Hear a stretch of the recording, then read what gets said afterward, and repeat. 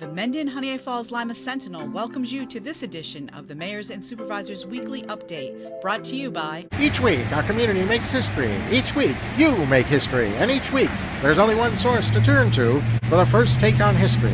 You know what that is? Subscribe to the Sentinel right now to discover the history being made in your own backyard. The Mendon-Honeoye Falls-Lima Sentinel. More than just your news, it's your history. Hey, welcome everyone to today's edition of the Mayor's and Supervisors Update. I'm Chris Carosa, publisher of the Mendon-Honeoye Falls-Lima Sentinel, and each week we bring you the goings-on from the towns and villages around our community. We're going to start this week with Jerry out in Rush. Jerry, how's Rush doing? Rush is doing very, very well. Rush continues to be the best kept secret in Western New York. Even though the sun isn't bright today, it is shining a little bit and leaving a shadow. So that's good for us. And I don't have a lot to discuss this afternoon, but I will start off with our budget process. We have pretty much completed the budget. It wasn't easy this year because I wanted to adopt some changes in how we did it. And it was pretty painful for most of the respondents, but we managed to get through it, and we've got a budget that complies with the state controller's directives, and it's going to be in on time. And I think that once people get accustomed to the change, it'll be much easier for them to do it in the future. Or at least I hope that. And I think one big thing that will come out of it will be any resident who's interested in reviewing the budget can do so fairly easily compared to how it was in previous years. Easy to read, a little bit more difficult than your personal checkbook, but nothing like it was.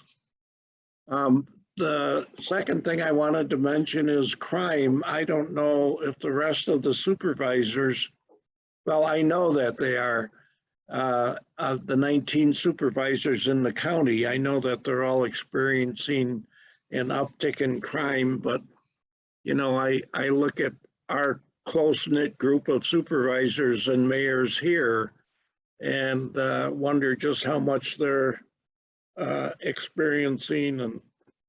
And you know, people came in here this morning and demanded that that I try to get more overnight patrols in the town of Rush. And you know, I could ask for it, but would that happen? I don't know. I just wanted to report also on the water project that you've so often heard me chat about. We are in the stage of the engineering firm. MRB is laying out the plans and doing the hydraulic calculations to see where water can be pushed easily. We've got very hilly terrain in Rush, as most of you know. And it's going to take a little bit of engineering calculation to make sure that we can get it to all the places that want it. Also wanted to let everyone know that our highway superintendent notified me yesterday that they're in the process of mounting plows. So I hope that and on one hand, I hope that we have to use them. On the other hand, I hope that it's a wild goose chase. There's going to be no snow to plow off the roads. And the last thing I wanted to mention is the Rush Riverside Refuge that many people remember as the former Bosse's property over on East River Road. In case no one has noticed, there's a nonprofit organization known as A Horse's Friend, who we've leased the property to. And the Horse's Friend teaches, I think, mostly underprivileged kids how to care for a horse and how to ride a horse, et cetera, et cetera. The whole horse deal, I think it fits perfectly over there because it was a farm operation for many years. And with the horses stabled over there, it will continue to be such. I hope that we will see A Horse's Friend continue on that site along with the Monroe County Fair. And I look forward to that being two highlights that people can visit in Rush. A Horse's Friend year-round, the county fair during their planned weekend, which would always in August or September. I just hope it works out well for everyone. I hope it's well received, and I look forward to it for everyone to have a good time. That's it. Okay, thanks, Jerry. Mike, Town of Lima, what do we got going on there? Well, Chris, November is upon us. Operation Greenlight is going on. Put your green light out in front of your house or business to honor veterans from now through November 13th. The Town of Lima adopted new office hours for the town offices. The winter hours are Monday through Wednesday, 8:30 to 12, 12:30 to 4, Thursdays 1 to 6, and Fridays 8:30 to 12. They're posted clearly outside. If you do happen to arrive when we're not here and you need something, there is a drop box on the outside of the building. Livingston County is waiving the civil service exam fees for all veterans. This is to remove the barrier for veterans who are still on active duty to try to apply to take exams. If you have any questions about how to get the waiver or anything like that, the Veteran Services Office is 243-7960. The Town of Lima is advertising for its annual fuel bid. It's being advertised in the Sentinel. All the details will be in there. The Village of Lima does piggyback on this bid, which results in a savings of the administrative costs of doing two bids. So we're looking forward to bid opening in December. The Town of Lima did remove a wheelchair platform lift from the town hall when we installed the elevator about 18 months ago. It is a 15-foot-ish lift. It has stops available at 3 different levels, entry from 2 sides, etc. We did advertise for bids to see if anybody wanted it, and we received none. So if any nonprofits or if any business or etc., anybody wants the lift, please contact me here at the Lima Town Hall, 582-1130. It is sitting in pieces in the basement. You would have to remove it and get a company to install it for you. And last but not least, Tuesday is Election Day. Don't forget to go out and vote. And that's all I got, Chris. Okay, thanks, Mike. Rick, Village of Honeoye Falls, what are we doing there? Well, I'm obviously not in Honeoye Falls right now, and although Jerry was saying there wasn't a lot of sunshine, I will tell you at the wildlife area that I'm currently sitting at in my vehicle, it's quite bright because of the sunshine. At any rate, a few things to talk about within the village, and thanks for the opportunity. It's great to see everyone. Upcoming event, Friday, November 18th, is the Honeoye Falls Fire Department annual turkey raffle. That's always a great event in the community, so that will take place at the fire hall on that Friday evening. As Mike just mentioned, and I was going to also say the same, midterm elections are this coming Tuesday. Get out and vote. It does matter. I don't care who you're voting for. It matters that you vote. So get out and cast your vote. And then also, we're in the midst of the hunting bow season in our part of the country.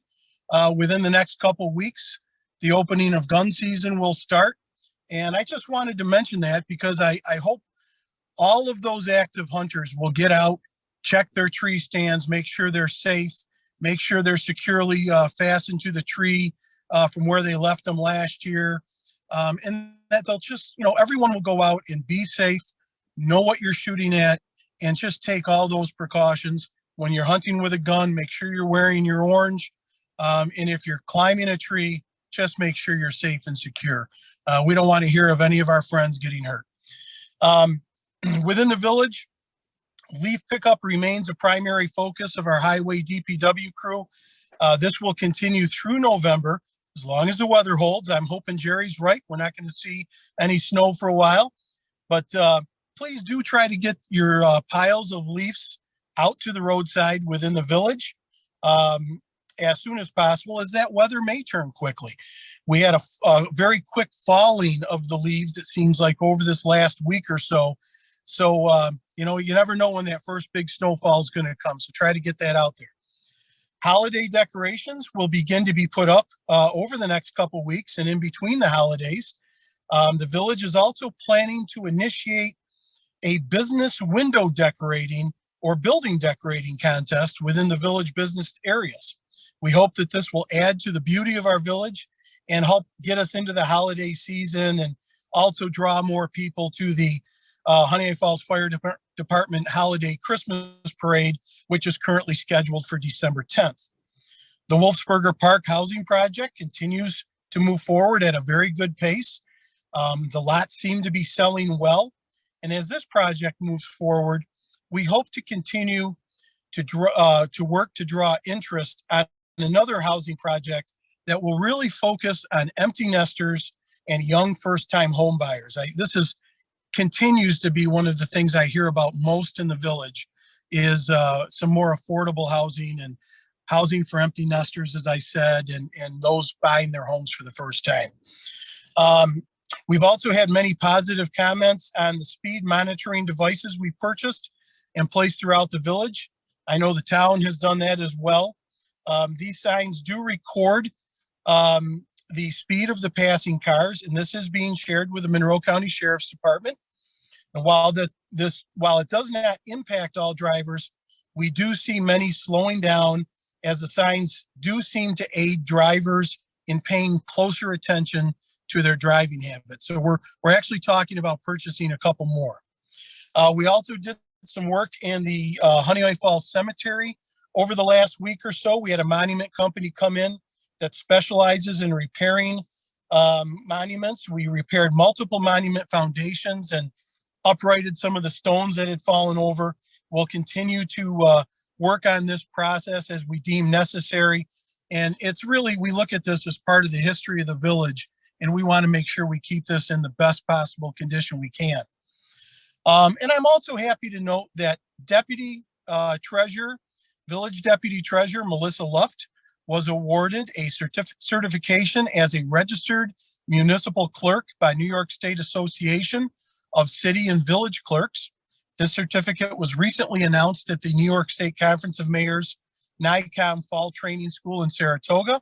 Congratulations to Melissa, and our thanks for your dedication to the Village of Honeoye Falls.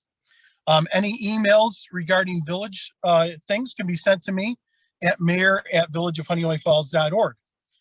For the county legislature, we did pass the redistricting map. We talked about this a week or two ago, also known as the Crescent Map, on Friday, October 21st. We hope that this bipartisan vote will stand and that the process will come to closure.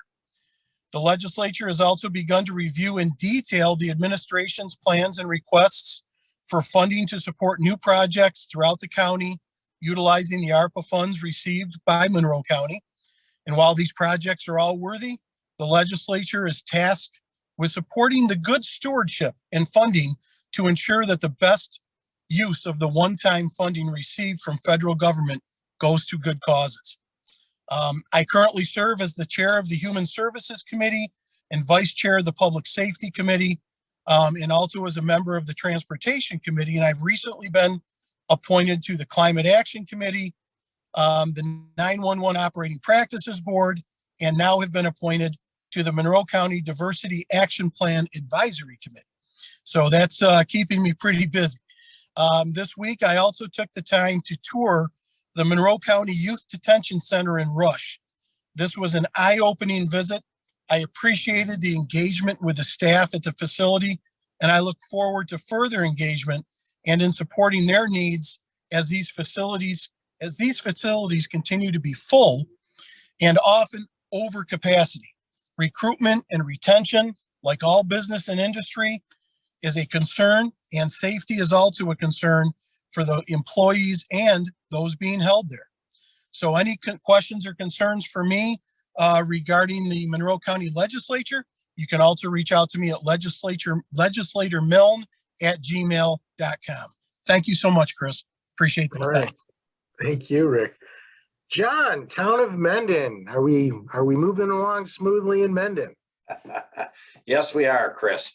A couple of things today. I want to reiterate from last week that there's a Veterans Day celebration at the Four Corners in Honeoye Falls. It's put on by Legion Post 664, 11 o'clock on November 11th. I would encourage residents to attend and support our veterans and, of course, our local veterans from Post 664. After the ceremony, the town of Mendon has a Veterans Day lunch, which is a full turkey dinner at the community center, which is immediately following the Veterans Day ceremony. We encourage all veterans and their families to attend. As I mentioned, there is no residency requirement and there is no proof of veteran status. We just want all our veterans to come. If they live just outside the town of Mendon, we still want them to attend. Let's see, our highway department, as many of the other supervisors and mayors have mentioned, are preparing for winter with snow fence and getting salters in the trucks and preparing snow plows to be attached. Hopefully we don't need them anytime soon, but we've got the highway department's got to be ready to go.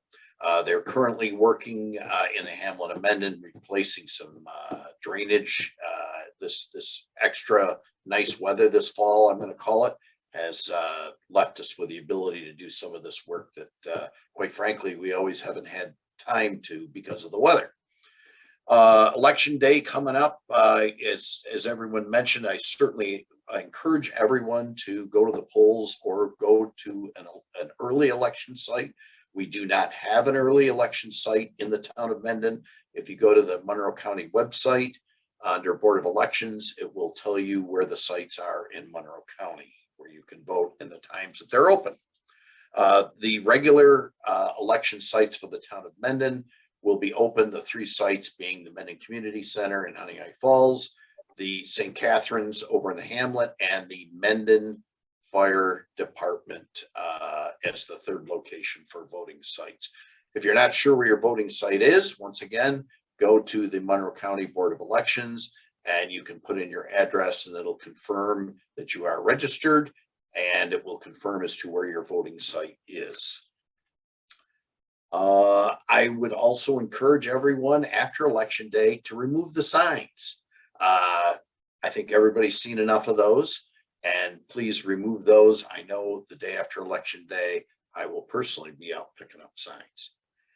And we just started advertising for our 2023 boards and committees, being Planning Board, Zoning Board, Environmental Conservation Board, and Historic Preservation Commission.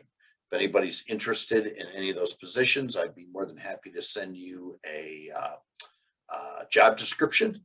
And if you're interested, you can send me a letter of intent. The town board will be taking up those letters of intent at our organizational meeting, which is tentatively scheduled for Monday, January 2nd, 2023. Thank you very much. All right, thanks, John. Anybody have something they may have forgotten to say? Nothing from anybody. All right. Well, thank you all for being here. Thank you all for watching this episode. Remember, we're every Sunday at 1 o'clock. Go to your Facebook page, like our page, go to our Facebook page. If you like our page, you will be informed when this is being aired. If you prefer YouTube, you can go there. And same thing, YouTube will inform you at 1 o'clock when this airs there on Sundays. So that's it for this week. Bye-bye for now.